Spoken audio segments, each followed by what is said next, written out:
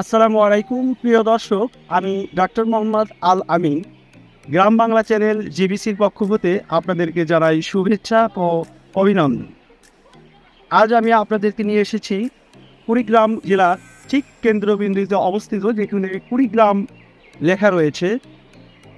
এখানে প্রতিদিন স্থানীয় লোকজন বিভিন্নভাবে তারা ঘুরতে আসে। তাদের মনের যে বিভিন্ন ক্লান্তি এখানে এসে তারা দূর করে। অনেক প্রেমিক যুগল এখানে আসে পরন্ত বিকেলও।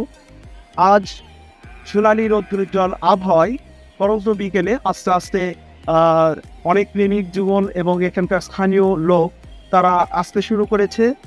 এখানে একটি সুন্দর পুকুর রয়েছে এবং এই পুকুরের ঠিক পূর্ব পাশে আপনারা দেখতে পাচ্ছেন একটি জজকোর্ট ভবন, এবং জজকোর্ট ভবনের ঠিক অপোজিটে রয়েছে জেলা প্রশাসকের কার্যালয়। এখানে পুকুরকে কেন্দ্র করে রয়েছে অনেক ফুলের সমারোহ, আর এই ফুলগুলি তত্ত্বাবধান করেন এখানকার জেলা প্রশাসক মহোদয়।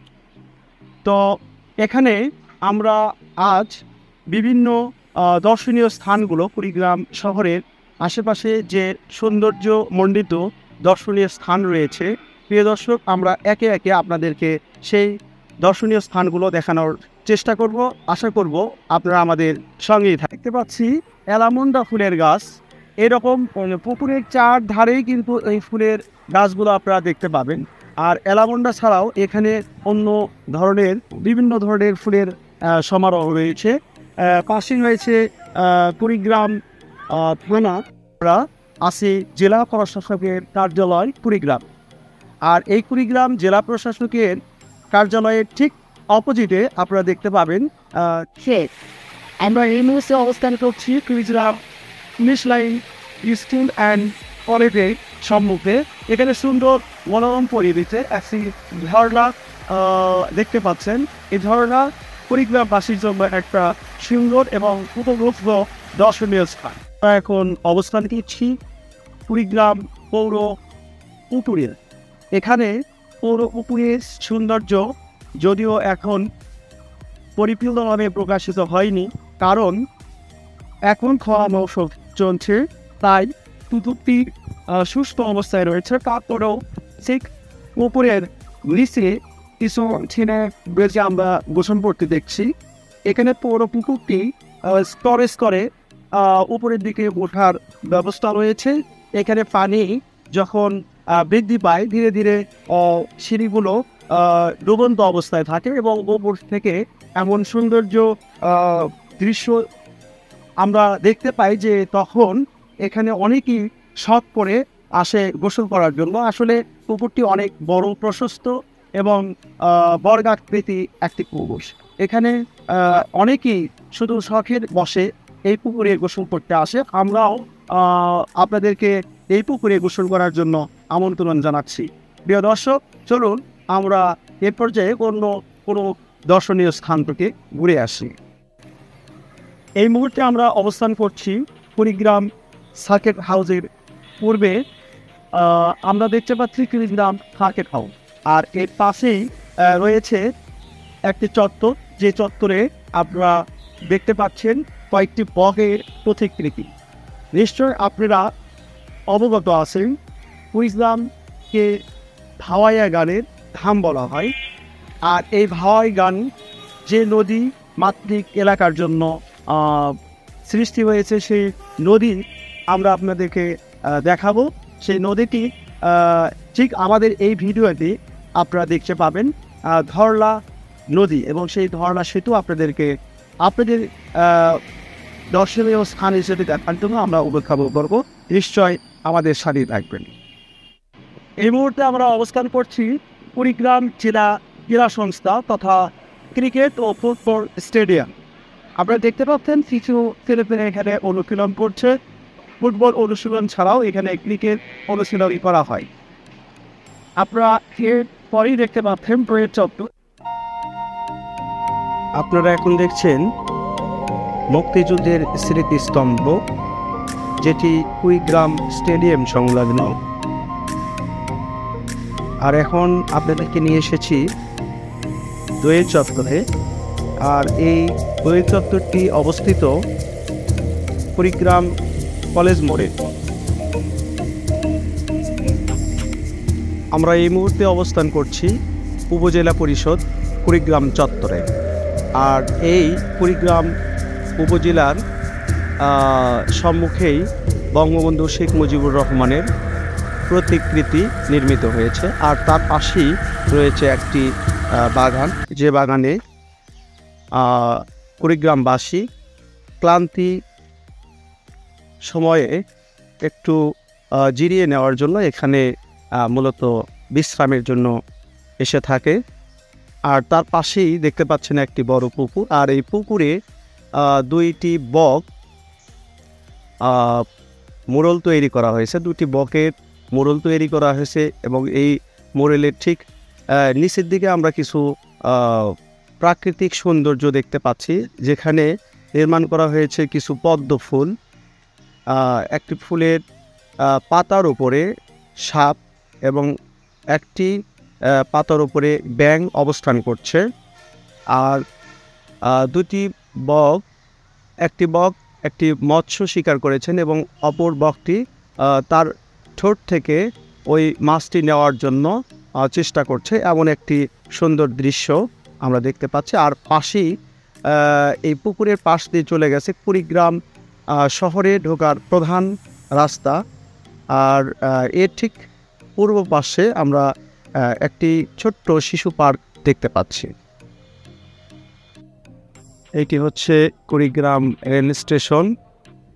আর এই রেল স্টেশনের সম্মুখেই রয়েছে একটি সুন্দর গোল চত্বর, এবং এই গোল চত্বরে অনেক ফুলের সৌন্দর্য বিকশিত করছে। আমরা যদি একটু ভিতরে গিয়ে দেখি তাহলে কুড়িগ্রাম রেল স্টেশনটি আরও ভালোভাবে দেখতে পাবো। আমরা এ পর্যায়ে আপনাদেরকে নিয়ে এসেছি কুড়িগ্রাম শহরের প্রাণকেন্দ্র তথা সবচেয়ে যানজটপূর্ণ স্থান এবং সর্বাধিক ব্যস্ততম জায়গা, যেখান থেকে কুড়িগ্রাম শহরের সব দিকেই যাওয়া যায়। এটি হচ্ছে শাপলা চত্বর। এই শাপলা চত্বরের পাশেই রয়েছে কেন্দ্রীয় শহীদ মিনার। এখন আমরা দেখছি শহীদ মুক্তিযোদ্ধা স্মৃতিফলক, যেটি ঘোষপাড়ায় নির্মিত হয়েছে। এরপর আমরা কেন্দ্রীয় ঈদগাহ ময়দান কুড়িগ্রাম এর গেট দেখতে পেলাম। এখন আমরা দেখছি জেলা পরিষদ শিশু পার্ক, যেটি কুড়িগ্রামের শিশুদের জন্য একমাত্র বিনোদন কেন্দ্র। এখানে 10 টাকার বিনিময়ে ভিতরে প্রবেশ করে বিভিন্ন ইভেন্ট ব্যবহার করা যাবে। এরপর আমরা আপনাদেরকে দেখানোর চেষ্টা করব বীর প্রতীক তারামন বিবি মোড়। আমরা তারামন বিবির ওপর একটি প্রতিবেদন আপনাদেরকে দেখাবো পরবর্তী পর্বে। প্রিয় দর্শক, এই পর্যায়ে আমরা অবস্থান করছি হরলা সেতুতে। আপনাদেরকে কথা দিয়েছিলাম দেখাবো, আর সেই কথা রাখার জন্য আমরা এসেছি ধরলা সেতুতে। আপনারা ধরলা সেতু দেখতে পাচ্ছেন। এখানে ঝিরিঝিরি বাতাসে মানুষের মনটাকে ছুঁয়ে দেয়। আমরা এই সময় ভালো কিছু অনুভব করছি। ঝিরিঝিরি বাতাস, বৈকালীন রৌদ্রোজ্জ্বল আবহাওয়া, সোনালি পরশ বয়ে যাচ্ছে আমাদের হৃদয়ে। দর্শক দেখছেন শস্য শ্যামলা নদীর দুপাশ, মাঝখানে বয়ে গেছে হরলা সেতু। আর এই হরলা সেতুতে অনেক লোকের রুটি রোজগারের ব্যবস্থা হয়ে থাকে। বিশেষ করে যারা মৎস্যজীবী, তারা এই নদীতেই তাদের জীবিকা নির্বাহের পথ খুঁজে পায়। আর এই নদীতে বিভিন্ন নৌকায় যারা নৌকার মাঝি রয়েছে তারা তাদের জীবিকা সন্ধানে রাত দিন সবসময় বিচরণ করে থাকে। আমরা দেখতে পাচ্ছি ধরলা সেতুর বুক চিরে চলছে একটি নৌকা, যে নৌকায় একজন মাঝি তার মনের সুখ দুঃখের প্রাণ উপভোগ করছেন এবং দু ধারে কৃষি বিভিন্ন শস্যের সে পর্যবেক্ষণ করছে। তো আমরা এই ধরলা সেতুর পাশে আরেকটি পিকনিক স্পটের মতো ছোট্ট একটি হোটেল রয়েছে, আমরা সেখানে আপনাদেরকে নিয়ে যাব। প্রিয় দর্শক, আপনারা এই মুহূর্তে দেখতে পাচ্ছেন ধরলা সেতু, আর এই ধরলা সেতুর ঠিক পূর্ব তীর সংলগ্ন একটি গ্রোয়িং বাঁধ। আর এই বাঁধের উপরে বিভিন্ন ধরনের ফুচকার স্টল রয়েছে, যেখানে বৈকালীন সময়ে কর্মময় জীবন একটু সুখ দেওয়ার জন্য সকলেই আসে ক্লান্তি স্পর্শ ছেড়ে একটু আনন্দ উপভোগ করতে, এবং এখানে বিভিন্ন ধরনের আড্ডায় মেতে ওঠে বৈকালীন রৌদ্রোজ্জ্বল আবহাওয়ায়। আর এর ঠিক অপোজিটে, অর্থাৎ ধরলা সেতুর ঠিক অপোজিটে আরেকটি রেস্টুরেন্ট রয়েছে, যেটি বন্যার সময় আমরা ভাসমান রেস্টুরেন্ট হিসাবে গণ্য করে থাকি। সেই রেস্টুরেন্ট এই অ্যাপোজিটে আমাদেরকে উপস্থাপন করবো, আশা করছি সেটি আপনারা উপভোগ করছেন।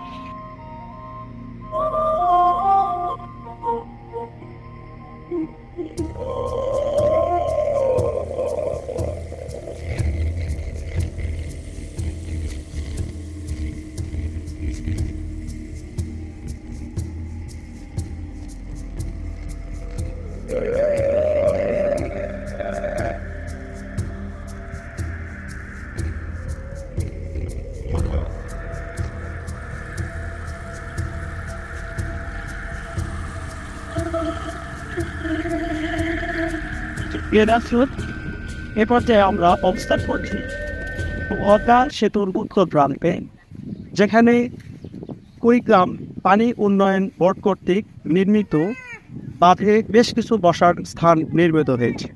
আর এই বসার স্থান আপনারা উপভোগ করতে পারবেন ধরলা সেতু মনোরম পরিবেশ। তো প্রিয় দর্শক, আমরা একে একে কুড়িগ্রামের বিভিন্ন দর্শনীয় স্থানগুলো দেখানোর চেষ্টা করলাম। আশা করি আপনাদেরকে ভালো লেগেছে।